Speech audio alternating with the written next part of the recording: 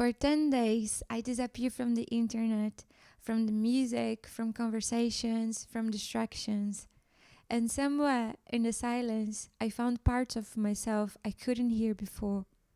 Many years had passed since my first Vipassana retreat, and I always felt this call to come back. I tried a few times before, but never got the place. The retreats were always full. But this time, I didn't plan it. To be honest, on a very random afternoon, I heard a little whisper telling me to check the Dhamma Sacca website and see the meditation course schedule. And to my surprise, there is an open application for old students exactly during the time of my birthday. As an introvert myself, I felt it was a perfect moment to disappear for a bit because I never really liked receiving too much attention on my birthday. So I applied to the waiting list without expectations. And a few days later, I received the confirmation that they had a space for me. I couldn't have been happier. Although overall I'm a positive person, I felt sick. My body felt sick and inflamed. I had intense cravings and episodes of binge eating. My mind felt sick too. I had obsessive, repetitive thoughts about things from the past that they were harming me daily, making me feel not enough. And as a consequence of that, my heart felt sick as well. Even though I could still feel joy and gratitude for life, deep inside, I always felt that something was missing. I knew that whisper came from my higher self, from my spiritual guides, and from the angels. It was time for me to work on myself diligently again and let go of my suffering. So I traveled to Spain, to Madrid, and even on the bus ride, I was already so excited for the experience. The nature surrounding the retreat center was absolutely beautiful, as in all centers are super well located and beautiful places in nature. And the place itself was very comfortable, clean, and spacious. I shared a room with only two other very kind women. I felt super safe. And if you are wondering about the schedule, the day starts at 4 a.m. and it ends around 9 p.m. There is a lot of meditation through the day with breaks in between. For example, at half 6, there is a breakfast and rest, and then more meditation and guidance about the method. About 11 a.m., there is a lunch break and some rest, and in a moment to speak private with the teachers if you like.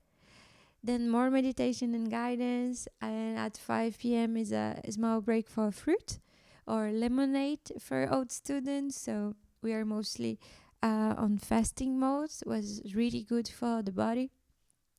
And at 6 p.m. it is the evening meditation. At 7 p.m. there is a lecture by Goenka, the teacher who spread this method inspired by the teachings of Buddha.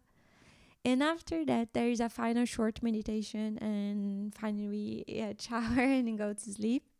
But so, coming back home, I really feel like sharing with you guys some of my experience, how different it was from the first time, especially about my sitting.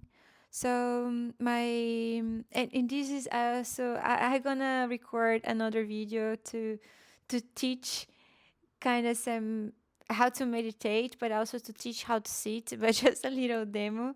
I would say that sometimes when we see the image of people meditating, the first thing that comes to our mind is just that lotus pose, and then with your hands like this.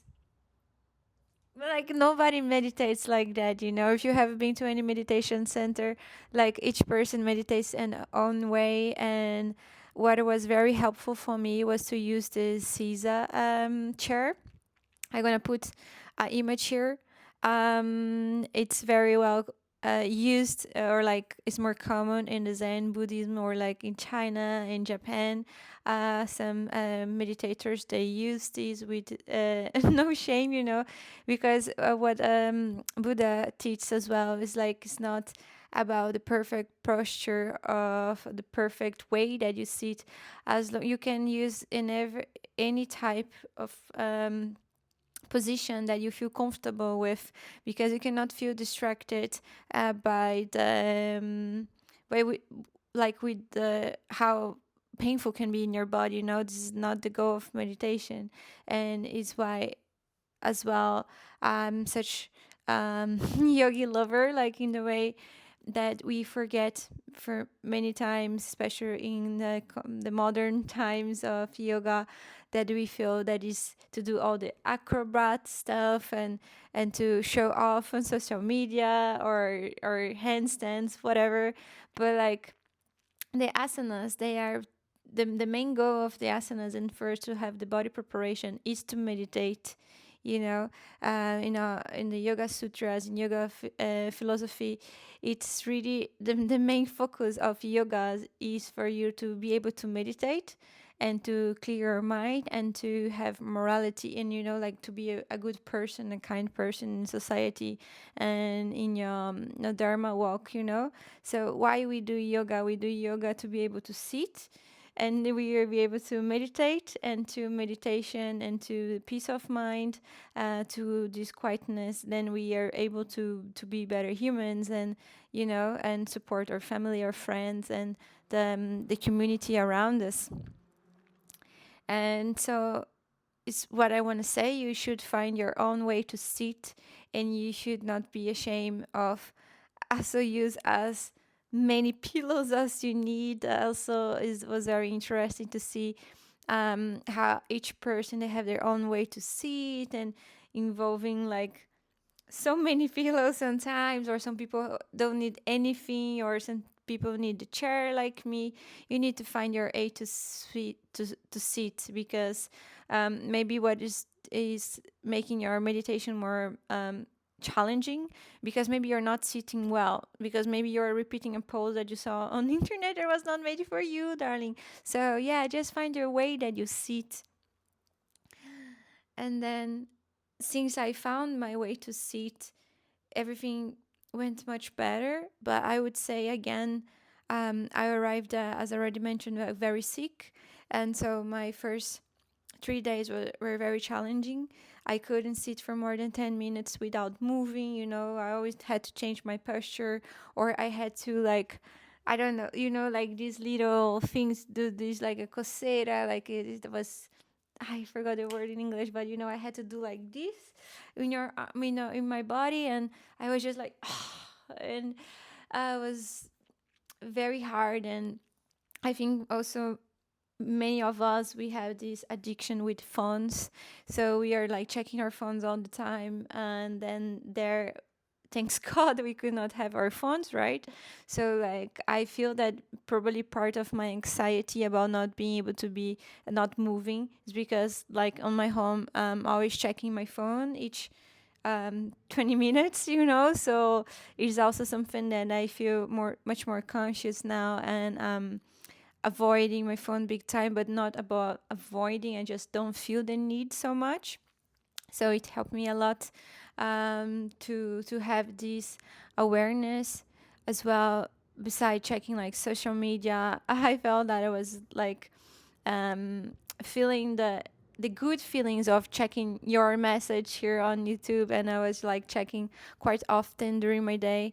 And for me, being 10 days not posting, of course I was like trying to programming my posts, but I was not like checking the platform and see how much it grew. Like, thank you so much, guys. We had 4,400 followers during these times that I was not online at all, and it gave me this feeling of I don't need to be, doesn't change, how much I'll be checking or not. If I just like program this post and like put the intention, and like with my energy work that I do, my message will arrive to the right people. So yeah, came this trust, and came this like, I don't need this validation all the time. And is also related to when we are doing so maybe I didn't say this in the first video. I should say just a little bit And if you want me to go more deeper on that, I can even do a third video going more into the philosophy and the structure, like what Goenka is teaching us, and more deep about like the methodology. But for now, I feel like sharing that. Yeah, so this was Buddha teachings, and then it was like a very ancient tradition that was disappearing in India, and then has this more like Sri Lanka had like a couple of three countries, two or three countries that they were still doing this Vipassana old style, that in the way that Buddha teach. And then Goenka, he was like a sailorman, and he was like salesman, and then he was like very sick as well, and he had like huge headaches. And then he found this method. He had his teacher. He taught how to meditate, and then he felt like, wow, we shouldn't lose this technique. Is amazing. We should spread this all worldwide. So he didn't build this type of meditation. He got by the teachings of Buddha. And I'm not very sure if this is structure, like, for example, the daily schedule that Vipassana in Goenka, that he created this, or he got the same structure of his teacher. But yeah, the structure that he does is very beautiful. So the first 3 days we just meditate with Anapana. That is a meditation that we are focusing on our breath and on the top of our nose, and then it goes into this area on top of your lip. So we start in a bigger area, but just here what is already like a small area, and then we're gonna be making it smaller and smaller each day. And then you really start feeling like the breath here, like a heat or a cold, or you really feel like your little hairs of your mustache, It's just to enhance your sensibility. And yeah, and also to bring this focus. And after that, when we enter to Vipassana, what Vipassana is a body scan. So we need to start to focus on our crown, like actually 3 centimeters above our head, and then feel the sensations there. And then we go like all down, and then we go through parts, and then like in your face, in your back, and then your throat, and then our chest, and then your belly, and then our back, and then our lower back, and then like your shoulders, and then your up arm, and then this part of your arm, and then your hands, and then you go to your thighs, to your legs, and then all down to your feet and to your toes. So you really do this scan, and through this scan you're gonna feel some sensations. And those sensations can be very different for each student, and depending during the days, like each person that's gonna feel more tuned with their sensibility, they're gonna change these sensations as well. So non-meditation is the same, and what is very beautiful as well. And you should not compare your sensations with your other students, because each person, they're in their own path. And what happens is that you can feel really good sensations or really bad sensations. What I understand, that is like we have Sankaras, where is our wounds or traumas, or storage emotions and memories that can also be good. We can have even good or bad Sankaras, in the way of the ones that they are our desires or passion, and the one that they are our traumas and our fears. So when comes a very strong, uncomfortable sensation, we should look at this feeling and not feel any aversion from it. You don't need to think like, get away, bad sensation. We just feel like equanimity, and then we have this word that is anicca, that is impermanence. So you understand that bad feeling is temporary, it's going to fade away. So you should not pay attention to that. It comes, you observe, but you don't get frustrated, or don't get depressed, or don't know that it's gonna fade away. It's gonna pass. And the same and no attachment to that, in the same way of like in a good sensation. So many meditators for many years, so I mentioned in the other video that in a moment that I had a very blissful sensation. Guys, like this time I had a orgasmatic sensation. Like one day I was like, woo, like it was so good. I just had it one time. And then, but you shouldn't like feel, you should feel the bliss, but you should not feel attachment to that bliss.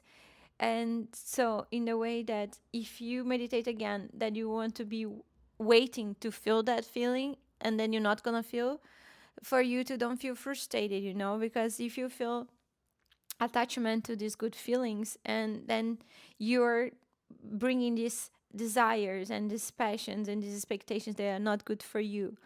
So how I relate this to the day by day life, when you eat a delicious food, and then you eat that delicious chocolate, and we're like, oh, you had this orgasmatic sensation, and then you were like, I want more of that sensation.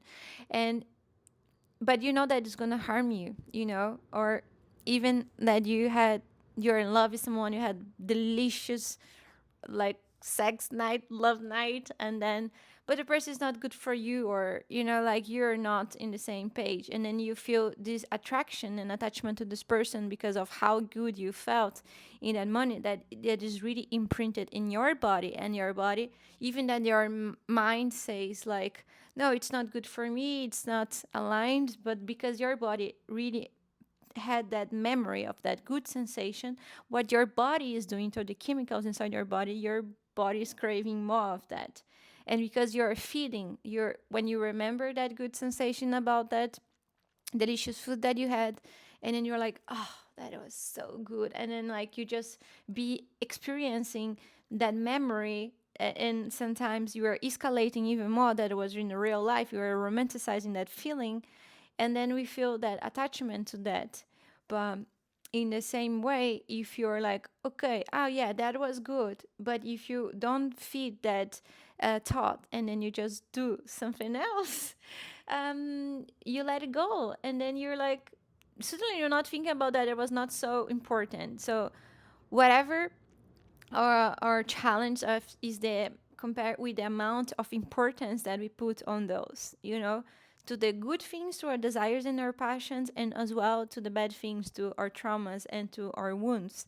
Because what Buddhism says a lot is like not to don't be self-grasping, or not being like rotating the same subject. So what we do very often is to just, we have one topic of desire, of our fears, and we are just like going in circles over and over and overthinking, and bringing more narratives to those things, and you're losing our energy, and then you're feeling depleted.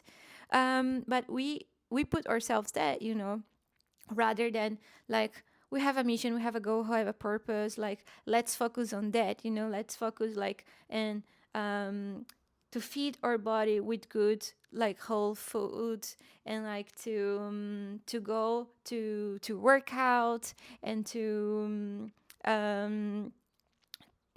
pray, to chant, to dance, like to have good practice, rather than be around the topics that make you feel bad, and so when you go to the body scanning, like coming back to Vipassana, and then like sometimes you could even have insights of your wounds, and then you really feel in your body, and then sometimes you get telepathic downloads of like why that pain is related to, or I would say I was not thinking something that harmed me, and then I felt the pain, or like if my mind would go there, then I would feel pain on my body, and then I would feel like equanimity and anicca, impermanence. I know it would go away, and that things would fade, and I knew that in that way I was cleaning my Sankaras.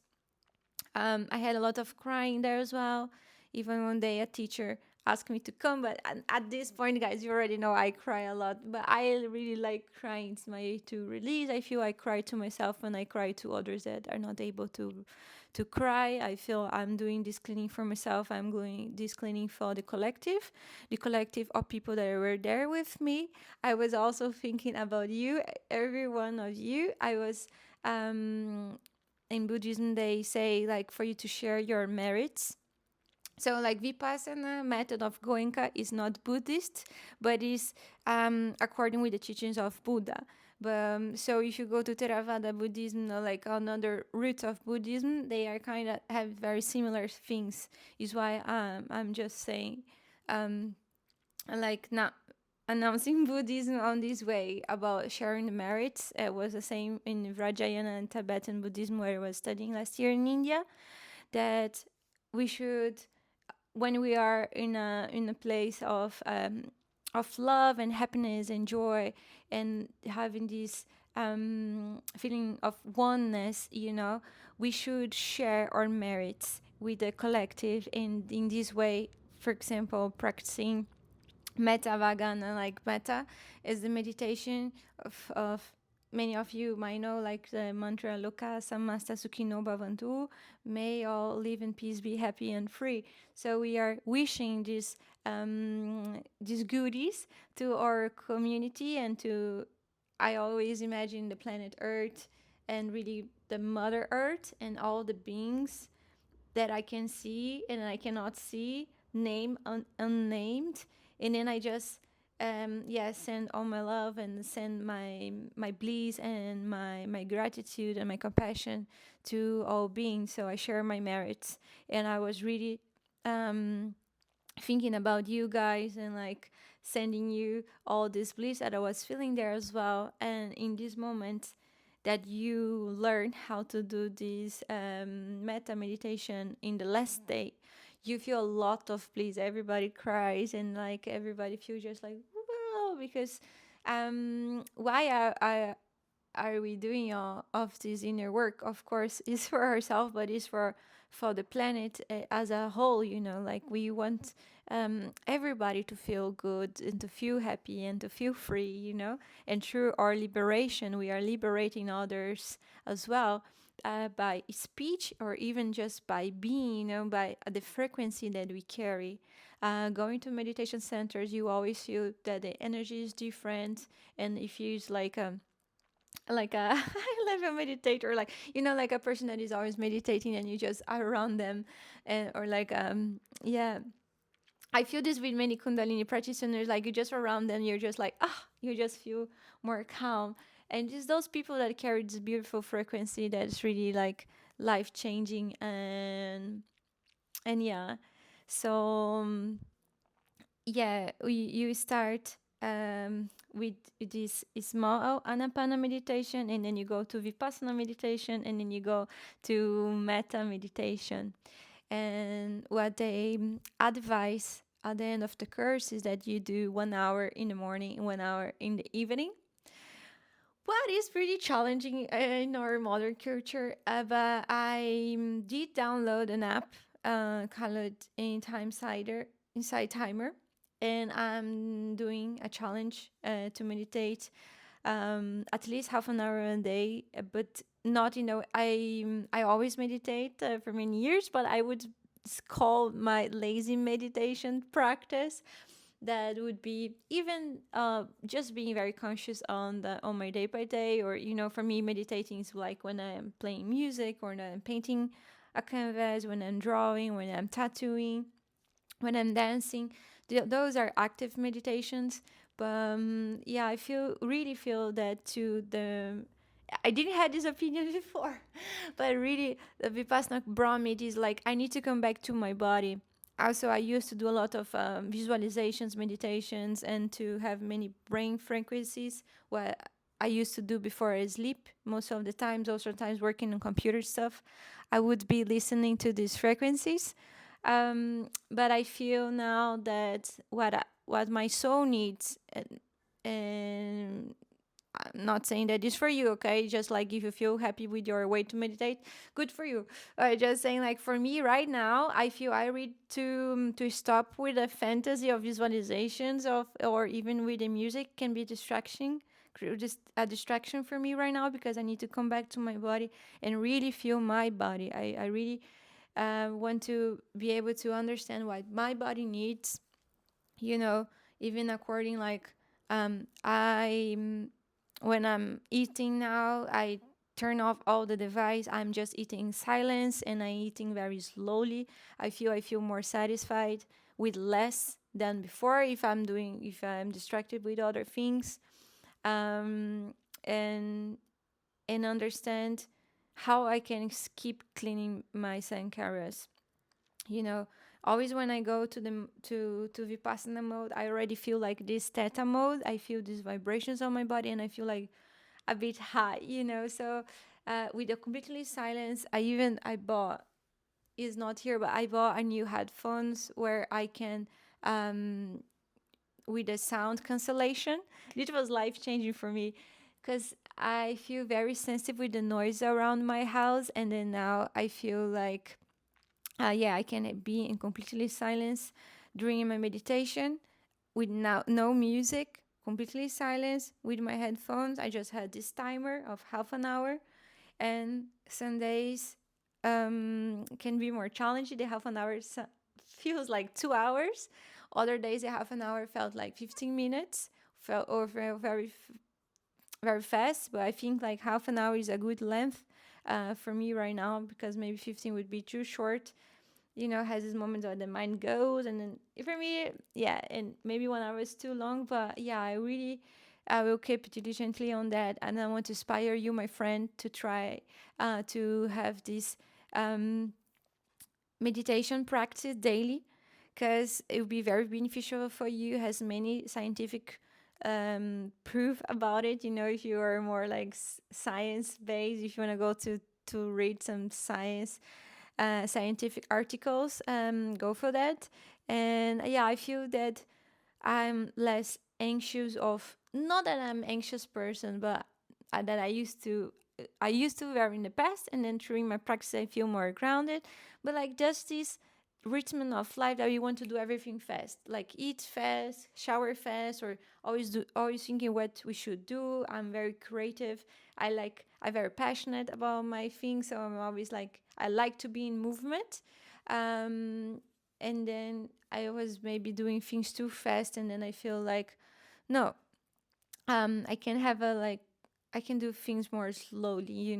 Through the meditation is helping me to slowly, but with more focus, so I feel more productive. But not that the goal is to be productive, but you know what I mean. It's just in a moment you feel like, I'm not being productive for this half an hour daily, because you're meditating, you're not doing anything, but you're doing so much. You're doing so much for your nervous system, that this can be very beneficial for your entire day. So I had this goal of doing the first thing in the morning, but of course today, for example, I had another meeting early, so I couldn't. I'm still gonna do in the afternoon, but it's better if you try to do it every day. But also don't feel guilty if you cannot do in the exactly day. No. Just do it whenever you have the time. Just do it, because with social media and stuff, it's very easy for us to lose half an hour just scrolling. So instead of scrolling, download any meditation app that you feel called to, and try. It would be so beneficial for you. Also, as a healer myself, I felt I gave a couple of therapies after that, and I feel I'm much more tuned. I feel that I could support my clients and give more accurate message after all these meditations. And if you feel called to do energetic alignment of Saint Germain with me, I have my website link on the description. I'm very happy with my website, guys. Please go there to check it out. I have an online shop with my paintings, and it has many new things that I want to put it there. I also have a news. I'm gonna co-host my first retreat with Calamity retreat, and I will also, we're gonna share the link soon, but I'm gonna put their Instagram here for you to be tuned, and it will be in September in Alentejo here in Portugal. And so excited. We're gonna be dance, a lot of yoga, somatic work, plant medicine, and I'm looking forward to be here in Portugal with you guys. And I think I covered it all. I lost 2.5 kilos during this Vipassana retreat, and I feel, yeah, much healthier, and in my mind, in my body, I feel that this reset gave me a second chance. I felt um, that, yeah, so many new goals or new perspective gave to me and gave to my life. I really highly encourage everybody to try Vipassana. I really want to go back there every year. And I met women that they were in the Vipassana 16 times, 8 times. It was so inspiring. I saw so many white hairs people there, like 50, under 50s, like 60s, men and women, and was very beautiful. And also, I would like to share, in my first retreat, I had so many nightmares. And then after this one, because I think I have doing a lot of spiritual work, I had just really good dreams, funny dreams. I was not scared at all about going to sleep, and yeah, it was very beautiful. And oh, the last thing I want to share as well, actually, it was very important. I was almost forgetting. But the nature around was really the thing that gave me strength the most in the moments that the meditation can be challenging and like a bit painful. About the aditya, they call the strong discipline, that you should not move your body for 1 hour. You need to be 1 hour still, totally not moving your hands, not anything. I was very proud of myself that I could be 1 hour not doing anything. But after, when the gong was like finished, sometimes I would still be in place for a couple of more minutes. Sometimes I just want to stand up and leave. I just want to go to nature. And what happened is that I would go to nature, and then I would do my prayers there and connect with Mother Earth and connect with the devas. And what happened is that when they specifically, so each day as well had one animal, that would, an animal spirit that would come to me in real life. Had like a monkey, have a cat, had like a huge bird. I would just share, the animals would come to me and bring message and wisdom and everything. And what happened as well is that had a really strong storm and like a thunderbolts and everything. And in this moment, I could scream and really like do a prayer, like, please, Mother Earth, please rain, cleanse me, like support my healing. And yeah, other things that I said, that was like so necessary. Was really strong rain, but I was with my umbrella, but like in the middle of the forest. And yeah, it was a beautiful experience. I felt the strength of the Mother Earth, and I was just saying to her, give me your strength. I want to be so powerful as you, like we are one. I'm here to spread your message and to protect you, my mother. And yeah, it was very beautiful. All the Vipassana centers are in a beautiful nature, and I'm sure they're gonna help you on your path. Just stay connected with nature and like do your prayers and gratitude for her, that she's gonna be there to support you. And yeah, well, I hope you like my sharing and feel inspired to do your Vipassana. Let me know in the comments if you have another questions, if you wanted me to go more deeper and more philosophy on that, and the story of Buddha and other things that their methodology and their philosophy. Let me know. And yeah, overall, see you in the next video. Keep spreading love, keep spreading smiles. I love you so much.